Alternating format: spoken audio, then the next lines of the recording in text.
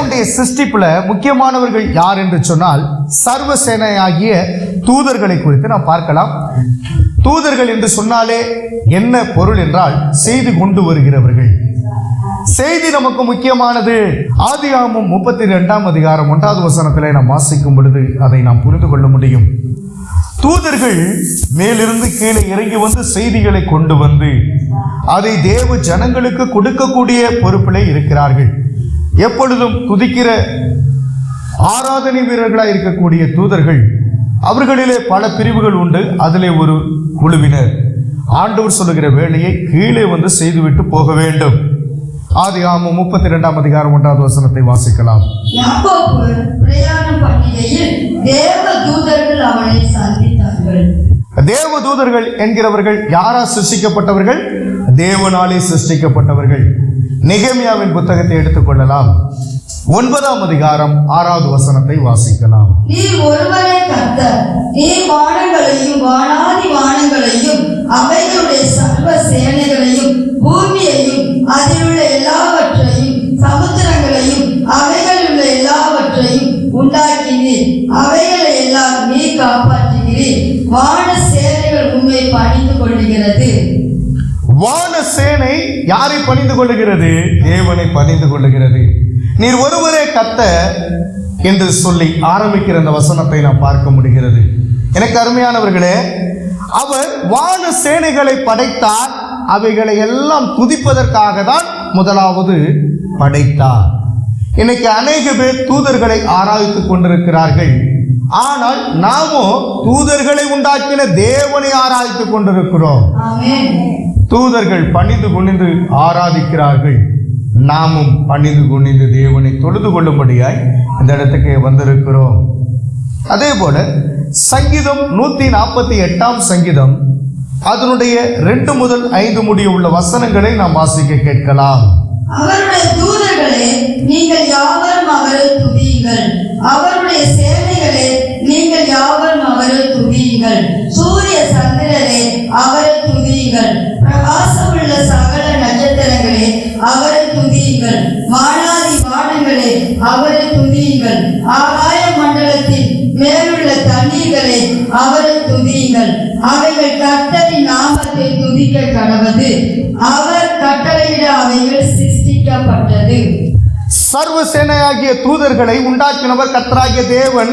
அவர் சொல்ல அப்படியே சிருஷ்டிக்கப்பட்டது. வார்த்தையாகிய தேவன் தூதர்களை சிருஷ்டித்தார். பரலோகத்திலே அந்த தூதர்கள் இருக்கிறார்கள். பரலோகத்திலே தேவனை மகிமைப்படுத்திக் கொண்டே இருக்கிறார்கள். அதே போல கொலோசியர் 1ஆம் அதிகாரம் அதனுடைய 16வது வசனத்தை நாம் வாசிக்க கேட்போம். ஏனென்றால் அவருக்குள் சகலமும் சிருஷ்டிக்கப்பட்டது, பரலோகத்தில் உள்ளவைகளும் பூலோகத்தில் உள்ளவைகளும் ஆகிய காணப்படுகிறவைகளும் காணப்படாதவைகளுமான சகல வஸ்துக்களும் சிங்காசனங்களானாலும் கர்த்தத்துவங்களானாலும் துரைத்தனங்களானாலும் அதிகாரங்களானாலும் சகலமும் அவரை கொண்டும் அவருக்கென்றும் சிருஷ்டிக்கப்பட்டது. அருமையானவர்களே, குமாரனாகிய தேவன் பரலோகத்தில் இருந்தார். அவரை தான் நாம் மகிமைப்படுத்திக் கொண்டிருக்கிறோம். அவர் தேவனாகவே இருந்தார். அவர் மகாதேவன் என்று வேதவசனம் சொல்கிறது. எல்லாமே அவருக்காகவே படைத்தார். தூதர்களை அவருக்காகவே அவரை தொழுது கொள்ளும்படியாக படைத்தார். அடுத்து முக்கியமாக நாம் பார்க்கும் பொழுது இவர்கள் தேவனுக்கு சமமானவர்களோ ஆராதிக்க வேண்டியவர்களோ அல்ல. இன்னைக்கு நாம் புரிந்து கொள்ள வேண்டும். சமணசுகளை ஆராய்த்துக் கொண்டிருக்கிறார்கள். அப்படி சமணசை ஆராதிக்கிறவர்கள் நரகம் போவார்கள். இன்னைக்கு ஒவ்வொரு வீட்டுக்குள்ளும் சமணசுகள் என்று சொல்லி வைத்திருக்கிறார்கள். வீட்டாண்டவருக்கு அந்த சைடு இந்த சைடும் வலதுபுறமும் இடதுபுறமும் தூதர்களை வைத்திருக்கிறார்கள். ஆலயத்தில் அந்த கோபுரத்தில் ஒன்றும் இந்த கோபுரத்தில் ஒன்றும் தூதர்களை வைத்திருக்கிறார்கள். இவர்கள் தூதர்கள் கிடையாது, சிலைகள் தான். எனக்கு அருமையானவர்களே, தூதர்கள் எப்படிப்பட்டவர்கள் என்றால் கர்த்தரை துதித்துக் கொண்டே இருக்கிறார்கள். இவர்கள் தேவனுக்கு சமமானவர்கள் அல்ல. அதை நீங்கள் புரிந்து கொள்ள வேண்டும். இவர்களை மனிதர்கள் ஆராதிக்க வேண்டிய அவசியம் இல்லை. இதை நாம் புரிந்து கொள்ள வேண்டும். வெளிப்படுத்தின விசேஷம் 19ஆம் அதிகாரம் 10வது வசனத்தை முதலாவது நாம் வாசிக்க கேட்போம். அப்பொழுது அவனை வணங்கும்படி அவனுடைய பாதத்தில் விழுந்தேன். அவன் என்னை நோக்கி, இப்படி செய்யாதபடிக்கு பார், உன்னோடும் இயேசுவை குறித்து சாட்சியிட்ட உன் சகோதரனும் கூட நானும் ஒரு ஊழியக்காரன். தேவனை தொழுதுகொள், இயேசுவை எனக்கு அருமையானவர்களே, இது தூதன் சொல்லுவதை நாம் பார்க்க முடிகிறது. யோவான் தரிசனங்களை காணக்கூடிய மனிதன். யோவான் தொழுது கொள்ளும் பொழுது, நீ என்னை தொழுது சேவிக்க வேண்டாம், நம்மளை படைத்தவர் ஆண்டவர் இருக்கிறார், அவரை மட்டும்தான் தொழுது சேவிக்க வேண்டும் என்று தூதரே சொல்லுகிற காரியத்தை நம்மளால் பார்க்க முடியும். அதை இன்னொரு வசனத்தின் மூலமாகவும் ஊர்ஜிதப்படுத்த முடியும். இதே வெளிப்படுத்தின விசேஷம் 22ஆம் அதிகாரம் அதனுடைய 9வது வசனத்தை வாசிக்க கேட்போம். அதற்கு அவன், நீ இப்படி செய்யாதபடிக்கு பார், உன்னோடும் உன் சகோதரோட தீர்க்கதரிசிகளோடும் இந்த புஸ்தகத்தின் வசனங்களை கை கொள்கிறவர்களோடும் கூட நானும் ஒரு ஊழியக்காரன், தேவனை தொழுது கொள் என்றார். தூதன் சொல்லுகிறான், நானும் ஒரு ஊழியக்காரன் தான், எனவே நான் தேவனை தொழுது கொள்கிறேன், அதே போல நீயும் தேவனை தொழுது கொள். பரலோகத்திலே இவர்களுடைய வேலை என்னவென்றால், கர்த்தராகிய தேவனை இந்த தூதர்கள் சூழ்ந்து கொண்டு துதித்து கொண்டே இருக்க வேண்டும். கொஞ்ச நேரத்துக்கு முன்னாடி நம்ம பாடல் பாடி ஆராதனை பண்ணணும். நம்ம பாட்டு பாடி ஆராதித்து தேவனுடைய நாமத்தை மகிமைப்படுத்தினது போல பரலோகத்திலே தேவனை ஆராதித்து மகிமைப்படுத்திக் கொண்டே இருப்பவர்கள் தான் தூதர்கள் என்பதை நாம் புரிந்து கொள்ள வேண்டும். அதற்குரிய வேத வசனத்தை நாம் வாசிக்க போகிறோம். கர்த்தர் நாமம் மகிமைப்படட்டும். வெளிப்படுத்தின விசேஷம் 7ஆம் அதிகாரம் 11 மற்றும் 12ஆம் வசனத்தை வாசிக்க கேட்போம். தூதர்கள் யாவரும் சிங்காசனத்தையும் மூப்பர்களையும் 4 ஜீவன்களையும் சூழ நின்று சிங்காசனத்திற்கு முன்பாக முகங்குப்புற விழுந்து தேவனை தொழுது கொண்டு, ஆமென், எங்கள் தேவனுக்கு துதியும் மகிமையும் ஞானமும் சோத்திரமும் கனமும் வல்லமையும் வெள்ளனும் சதா காலங்களிலும் உண்டாவதாக, ஆமென் என்றார்கள். எங்கள் தேவனாகிய கர்த்தருக்கு ஆமென், ஸ்தோத்திரமும் துதியும் கனமும் மகிமையும் எப்பொழுதும் என்றென்றைக்கும் உண்டாவதாக. இப்படிதான் துதித்து ஸ்தோத்திரம் பண்ணி கொண்டே இருந்தார்கள். நாமும் ஆண்டவருக்கு இப்படியே நன்றி செலுத்த கடமைப்பட்டிருக்கிறோம். தூதர்கள் தொழுது சேவித்தார்கள், நாமும் சேவிக்க கடவோம்.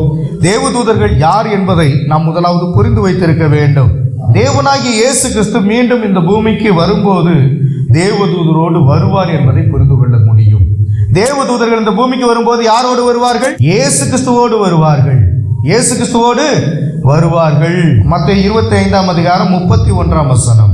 அன்றியும் மனுஷகுமாரன் தமது மகிமை பொருத்தினவராய் சகல பரிசுத்த தூதரோடு கூட வரும்போது தமது மகிமையுள்ள சிங்காசனத்தின் மேல் வீற்றிருப்பார்.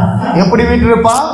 தமது மகிமையுள்ள சிங்காசனத்தின் மீது வீற்றிருப்பார். நம்புறீங்களா? அவர் இந்த நாளிலே உங்கள் மத்தியிலே இருக்கிறார். அவரை நாம் ஆராதித்து தொழுது மகிமைப்படுத்தி கொண்டே இருக்க வேண்டும். அவர் சீக்கிரமாய் வரப்போகிறார், தூதர்களோடு வரப்போகிறார். நாம் தூதர்களை தொழுது செவிக்க வேண்டாம். ஆண்டவராய் இயேசு கிறிஸ்துவோடு கூட இருக்கிறவர்கள் தூதர்கள். தூதர்கள் இயேசு கிறிஸ்துவுக்கு பல பணிவிடைகளை செய்தார்கள். பிறந்தது முதல் இறந்தது முதல் உயிர்த்தெழுந்தது வரையிலும் இயேசுவோடு கூட காணப்பட்டவர்கள் யாருன்னா தூதர்கள் காணப்பட்டார்கள். அதை குறித்த பாடங்களை ஒரு நாட்களிலே படிக்கலாம். இப்பொழுது தூதர்களை குறித்து எபிரேயத்தில் என்ன சொல்லுவாங்கன்னா மலாக் என்று சொல்லுவார்கள். கிரேக்கத்தில் அங்கேலோஸ் என்று சொல்லி கிரேக்கத்தில் சொல்லுவாங்க. தூதர்களை குறித்து 66 புத்தகங்கள்ல 34 புத்தகங்கள்ல தூதர்களை குறித்து சொல்லப்பட்டிருக்கிறது. பழைய ஏற்பாட்டில் 108 முறை தேவ தூதர்களை குறித்து சொல்லப்பட்டிருக்கிறது. புதிய ஏற்பாட்டில் 165 முறை தூதர்களை குறித்து சொல்லப்பட்டிருக்கிறது. தேவ தூதர்கள் என்பவர்கள் யார் என்பதை முதலாவது நாம் அறிந்து வைத்திருக்க வேண்டும்.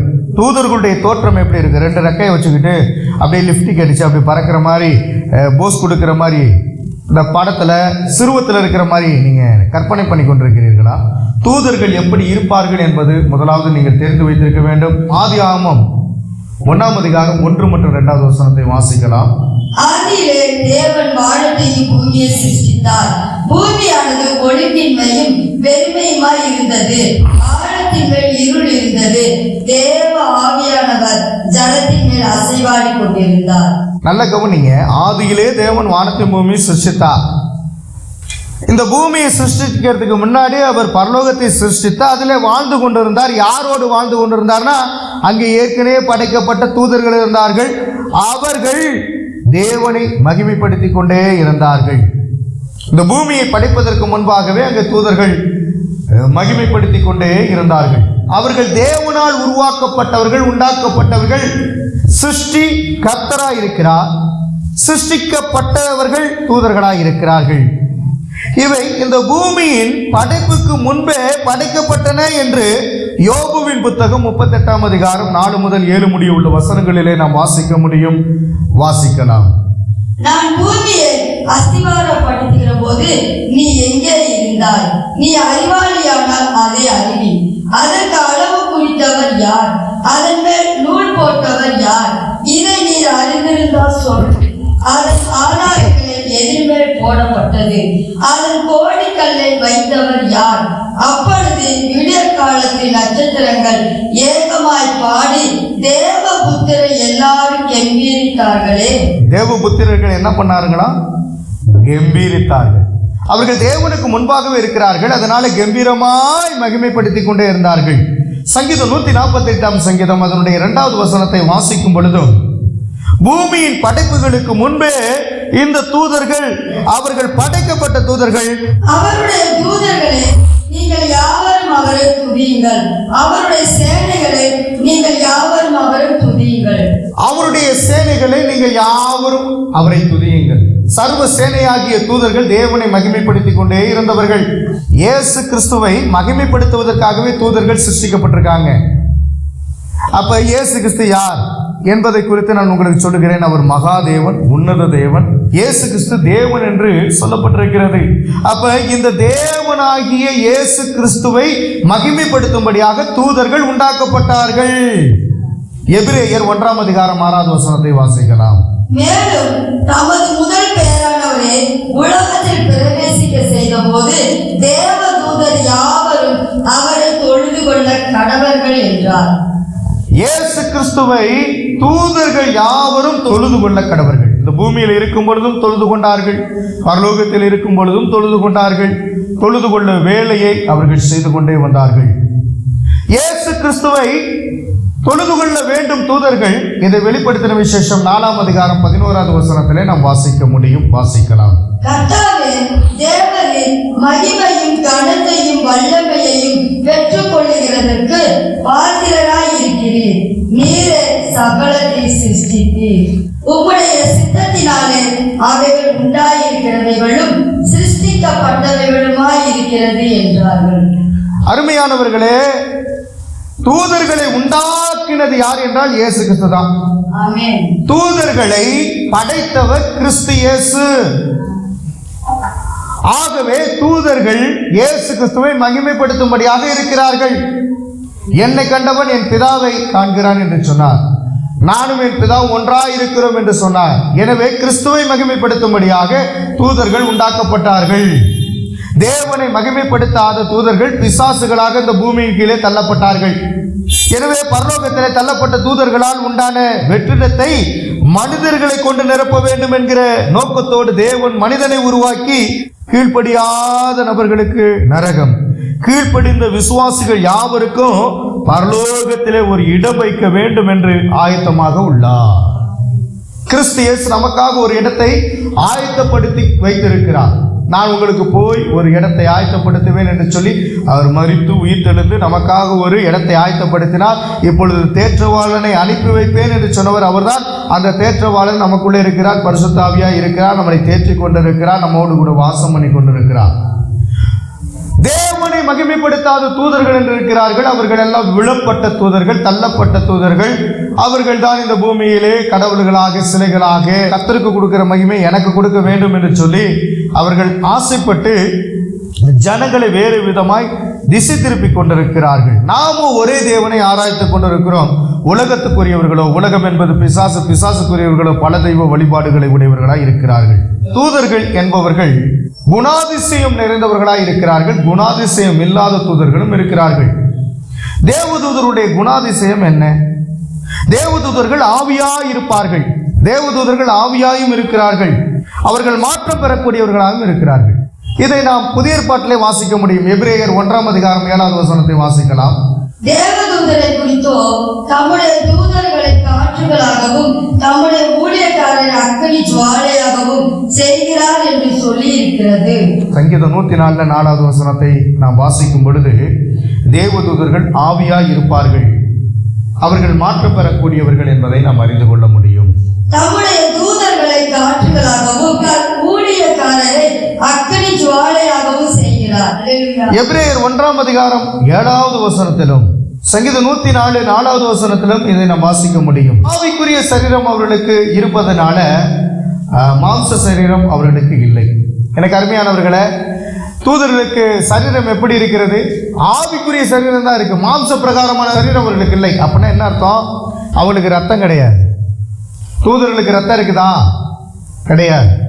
இயேசு கிறிஸ்து பூமியில மாம்சமும் ரத்தமும் உடையவராய் காணப்பட்டார். இப்பயும் அப்படிதான் இருக்கிறார். பரலோகத்தில் வரும்பொழுது அவன் அப்படியே மனுஷகுமாரனாகவே வருவார். தேவகுமாரனாய் இருந்தவர் மனுஷகுமாரனாய் வந்தவர். நம்ம ரத்தம் உடையவர்களாய் சதை உடையவர்களாய் படைக்கப்பட்டிருக்கிறோம். அதனால மாம்சமும் ரத்தமும் உடையவராய் அவர் காணப்பட்டார். இப்பொழுதும் கூட நாம் வாசிக்கக்கூடிய வேத பகுதி லூக்கா 24ஆம் அதிகாரம் 39வது வசனத்தை வாசிக்கலாம். நான் தான் என்று அறியும்படி கைகளையும் என் கால்களையும் பாருங்கள், என்னை தொட்டு பாருங்கள். நீங்கள் காண்கிறபடி எனக்கு மாமிசமும் எலும்புகளும் உண்டாயிருக்கிறது போல ஒரு ஆவிக்கு இராதே என்று சொல்லி ஆண்டவராய் இயேசு கிறிஸ்து உயிர்த்தெழுந்து தம்முடைய சரீரத்தை காமிக்கிறார். அவருக்கு சரீரம் இருந்தது, எலும்புகள் இருந்தது. ஆனா ஒரு ஆவிக்கு சரீரம் இருக்காது, எலும்பு இருக்காது. அதை ஆண்டவர் தெளிவாக அங்கே சொல்லுகிறார். தேவனை ஒரு நாள் ஒருபோது நம்ம கண்டதில்லை. அவர் எப்படிப்பட்டவராக இருக்கிறார்? ஆவியாக தான் இருக்கிறார். சரீரம் தூதர்களுக்கு கிடையாது, அதாவது மாம்சம் தூதர்களுக்கு கிடையாது. தேவதூதர்கள் எண்ணிக்கைக்கு அப்பாற்பட்டவர்களாக இருக்காங்க, எண்ணிறைந்த கூட்டம் உள்ளவர்களாக இருக்கிறாங்க. தேவன் தமது கட்டளைகளை நிறைவேற்ற அநேக தூதர்களை கொண்டுள்ளார்.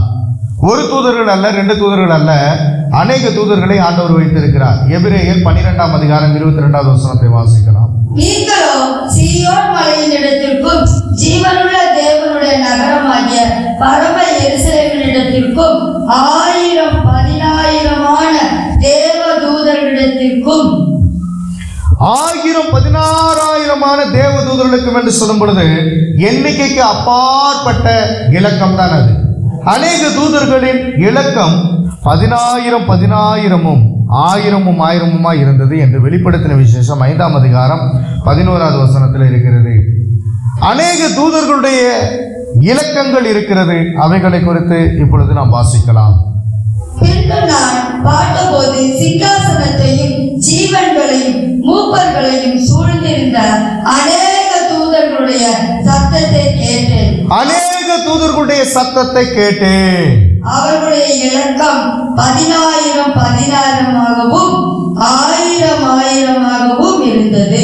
எண்ணிக்கைக்கு அப்பாற்பட்ட தூதர்கள், கணக்கெல்லாம் பண்ண முடியாத அளவுக்கு அங்கு தூதர்கள் இருக்கிறார்கள் என்பதை நாம் புரிந்து கொள்ள முடியும். தேவ தூதர்கள் பலமிக்க ஜீவன்களாக இருந்த போதிலும் சங்கீதம் 103:20 பிரகாரம் பலமிக்க தூதர்களாய் அவர்கள் இருக்கிறார்கள். இருந்த போதிலும் அவர்களுக்கு தெய்வத்தன்மை இல்லை.